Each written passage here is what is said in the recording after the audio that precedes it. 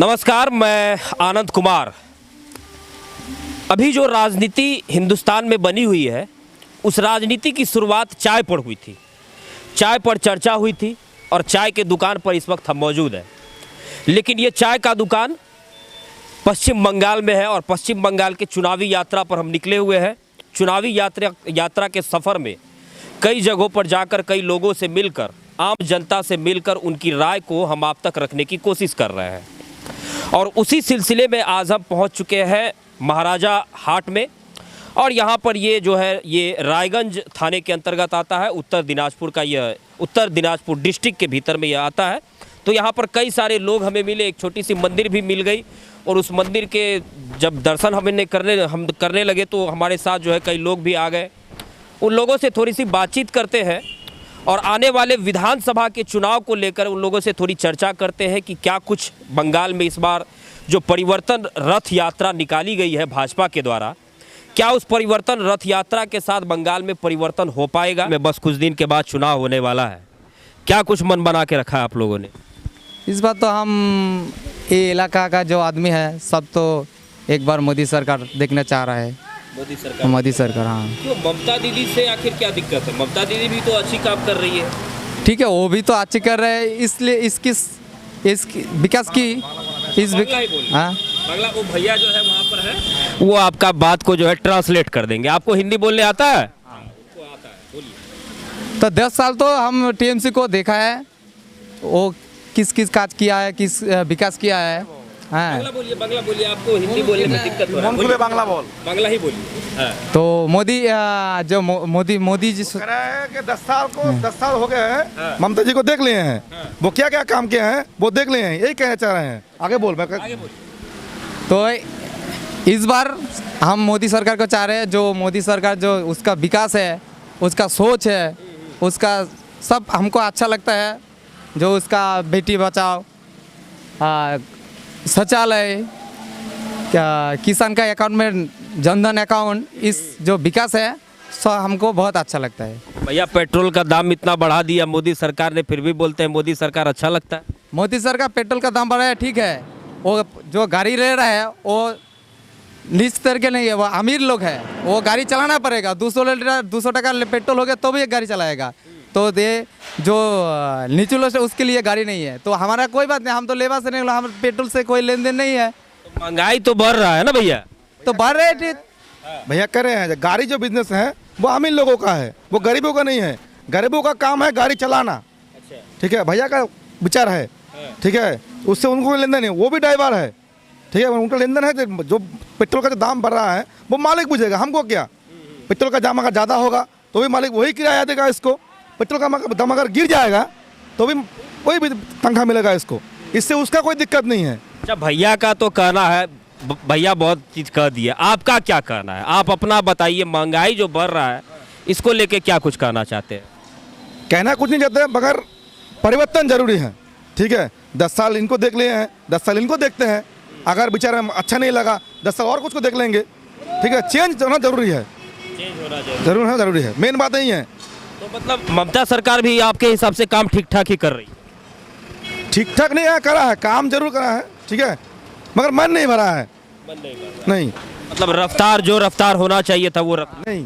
सबसे बड़ा बात है, अगर इस जनरेशन में किसी को नौकरी मिला है तो उसको हम लोग पहले सवाल क्या करते हैं, कितने में नौकरी लिया, कैसे लिया, ये बात नहीं है कि तेरा क्वालिफिकेशन क्या है, इससे नहीं मिलता चलता है। ठीक है, पहला सवाल यही आता है। पहला सवाल यही आता है कितने में नौकरी को खरीदा। वो कहता है 10 लाख कि 8 लाख कि 9 लाख, यही पहला सवाल होता है। उसका क्या, उसका ब्रेन क्या है, उसका क्वालिफिकेशन क्या है, ये हम लोग नहीं पूछते हैं। जिसका बाप का पैसा है नौकरी उसका है। ममता सरकार में ये प्रमाण हो गया, ये प्रूफ हो गया कि जिसका बाप का नौकरी है, पैसा है, उसी का लड़का का नौकरी होगा, लड़के का नौकरी होगा। ठीक है, जिसका बाप का पैसा नहीं है वो जितना भी क्वालिफिकेशन कर ले, पढ़ ले, वो सलाह की खेती-बाड़ी करेगा, खेती-बाड़ी से कुछ नहीं कर सकता। देखिए, ये जो भैया जी ने कहा, कहीं ना कहीं एक सवाल उठता है कि शिक्षा के स्तर पर जो नौकरी की बहाली होनी चाहिए थी, एजुकेशन के स्तर पर जो नौकरी की बहाली होनी चाहिए थी, वो बहाली कहीं ना कहीं पश्चिम बंगाल में नहीं हो पा रही है।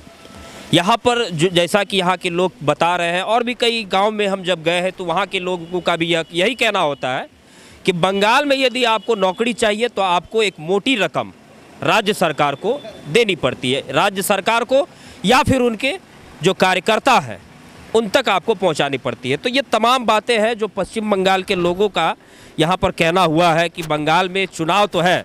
क्या लगता है भैया, इस बार चुनाव में क्या होगा? बंगाल चुनाव में इस बार क्या होगा? चुनाव तो इस बार थोड़ा डिफिकल्ट है, क्योंकि पिछले बार जैसे टीएमसी का सिंगली लार्जेस्ट पार्टी था, उसका मेजोरिटी भी था, 200 से ज़्यादा सीट था। लगता है इस बार थोड़ा कम होगा बीजेपी, क्योंकि ऑल्टरनेटिव बीजेपी भी रेडी हो रहा है, उसका भी कुछ सीट बड़े आएगा, अभी देखना है। सत्ता में इस बार कौन रहेंगे, ममता दीदी के बोल की दादा के बोल? वो तो हम यहाँ से बैठ के कैसे बोल सकते हैं। फिर भी तो आप लोग बंगाल के हैं, आप लोग नहीं, तो लग ही रहा होगा ना।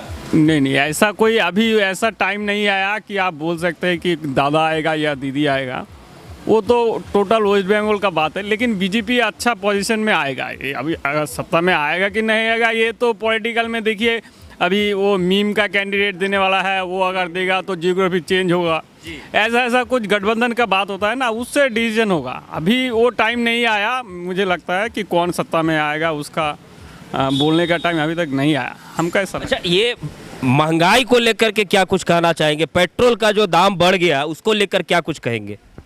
देखिए, इसमें तो पेट्रोल डीजल का जो दाम बढ़ा है, इसमें तो सभी को प्रॉब्लम है।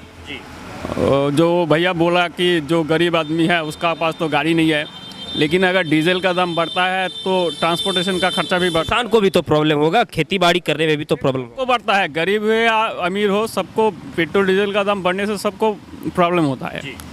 वो तो नहीं बढ़ना चाहिए। एक बार देखिए, तो पेट्रोल डीजल तो आता है बाहर से, तो उसका क्या पॉलिसी है वो तो हम लोगों को नहीं मालूम। अगर कम हो तो अच्छा है, ये तो जनरल बात है।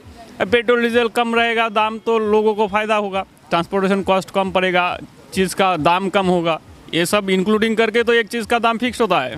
तो ममता दीदी के जो कार्यकाल रहा, ममता दीदी का जो अब तक का जो कार्यकाल रहा, उसमें बंगाल का आपके हिसाब से कुछ डेवलपमेंट हो पाया है या नहीं? देखिए, इंफ्रास्ट्रक्चर डेवलपमेंट हुआ है, ये तो एकदम, ये तो हम देख भी सकते हैं, क्योंकि हम जो हमारा डिस्ट्रिक्ट टाउन है उसमें जाते हैं तो अच्छा डेवलपमेंट हो, इंफ्रास्ट्रक्चर का डेवलपमेंट हुआ है।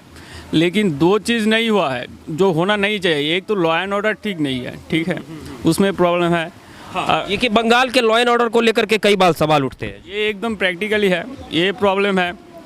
और जो बेकार युवा है उनको नौकरी ठीक से नहीं मिल रहा है टैलेंट के बेसिस पे, ठीक है। अभी तो जैसा चल रहा है बंगाल में, आपका पैसा देंगे तो आपको नौकरी मिल जाएगा, आप एग्ज़ाम में बैठे कि नहीं बैठे वो बात नहीं है, पैसा दीजिए आपको मिल जाएगा नौकरी। ये नहीं होना चाहिए, क्योंकि देखिए सबके पास पैसा नहीं है, कुछ टैलेंट वाला लड़का लड़की भी है, उनको टैलेंट के बेसिस पे काम मिलना चाहिए, जॉब मिलना चाहिए। तो ये दो चीज़ मुझे लगता है ये इस गवर्नमेंट का ठीक नहीं है। और लास्ट जो हमारा पंचायत इलेक्शन भी हुआ था उसमें तो ठीक से इलेक्शन होने भी नहीं दिया, बमबारी किया है, पहले ये नहीं था। हमारा यहाँ पे तो कभी हम देखे नहीं कि क्या इलेक्शन के टाइम में बम लेके भाग रहा है, बंदूक लेके भाग रहा है, वोट नहीं देने देंगे, ऐसा नहीं था। ये तो हमारा टोटल डिस्ट्रिक्ट में वो चोपड़ा साइड छोड़ के, चोपड़ा गोलपुर साइड में रायगंज सब डिवीज़न में ऐसा कुछ नहीं था पहले, लेकिन लास्ट टाइम जो इलेक्शन हुआ उसमें हम देखे हैं। तो हमारा यहाँ पे नहीं हुआ लेकिन बगल में हुआ, तो नेक्स्ट टाइम हमारा यहाँ पे भी नहीं होगा, इसका क्या गारंटी है? तो देखिए, ये कहीं ना कहीं जो भाई साहब ने, जो भैया ने जो कहा कि टैलेंट के दम पर जो नौकरी होनी चाहिए थी बंगाल गवर्नमेंट की राज में, वो कहीं ना कहीं नहीं हो पा रही है।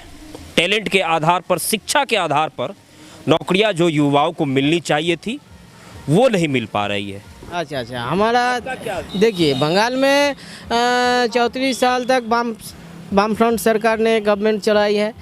अभी 10 साल हो गया तृणमूल गवर्नमेंट, वो भी ठीक ही चल रहा है। लेकिन चेंज अगर हो तो चेंज होना है तो सब कुछ ठीक तरह से अगर होगा तो ठीक है। लेकिन एक बात है, देखिए जो रूलिंग गवर्नमेंट है, रूलिंग पार्टी है, उसी का ही कोई सांसद हो या विधायक हो दल छोड़ के चला जा रहा है बीजेपी में। तो जब वो लोग इस रूलिंग पार्टी में थे तब वो केंद्र सरकार को गाली देते थे। अब वो बीजेपी में चला गया। तो मेरा कहने का बात यह है, हमारा परिवार में अगर कोई खराब निकल गया तो हमको क्या करना चाहिए? परिवार को ठीक करना चाहिए। तो तुम्हारा अगर आदमी के लिए, राज्यवासी के लिए, वासी के लिए तुम्हारा अगर भैया आप घुमा बहुत रहे हैं लेकिन स्पष्ट रूप से कुछ बता नहीं रहे हैं। स्पष्ट रूप से बताइए आखिर किस गवर्नमेंट को आप पसंद करते हैं? देखिए, गवर्नमेंट जो है ठीक है, लेकिन अगर चेंज हो तो ठीक है, चेंज होना चाहिए। एक ही गवर्नमेंट चेंज होना है, परिवर्तन होना चाहिए। लेकिन परिवर्तन अगर ढंग तरह से होगा तब ठीक है। जी बोलिए, क्या बोलना चाहते हैं? जो इसने बोला है ठीक है, वो भी परिवर्तन चाह रहा है। तो स्पष्ट भाव से बोल नहीं सकते कौन परिवर्तन आना चाहिए। हम बोलेंगे इस बार जय श्री राम, बीजेपी जरूर आना चाहिए। ये तो आपकी मानसिकता है, आपकी अपनी अपनी विचारधारा है। लोकतंत्र की खूबसूरती, सबसे बड़ी खूबसूरती यही है कि लोकतंत्र में हर व्यक्ति को अपनी अपनी स्वतंत्रता है, अपनी अपनी आज़ादी है, अपने अपने मतों का अधिकार है। अपना मत वो किसे प्रदान करे, यही सबसे बड़ी लोकतंत्र की खूबसूरती है। और जिस खूबसूरती को आपके बीच हम रखने की लगातार कोशिश कर रहे हैं। बंगाल के लोगों से मिलकर चुनावी यात्रा का सफ़र हमारा और इसके बाद फिर आगे बढ़ेगा। और भी लोगों से मिलेंगे, और भी कई जगहों पर जाएंगे, कई ग्रामीण वासियों से मिलेंगे, कई लोगों से मिलकर उनकी राय को लगातार हम आपके बीच रखने की कोशिश करेंगे। वीडियो अच्छा लगा, चैनल को सब्सक्राइब करें, अपने दोस्तों के साथ शेयर करें। बहुत बहुत धन्यवाद।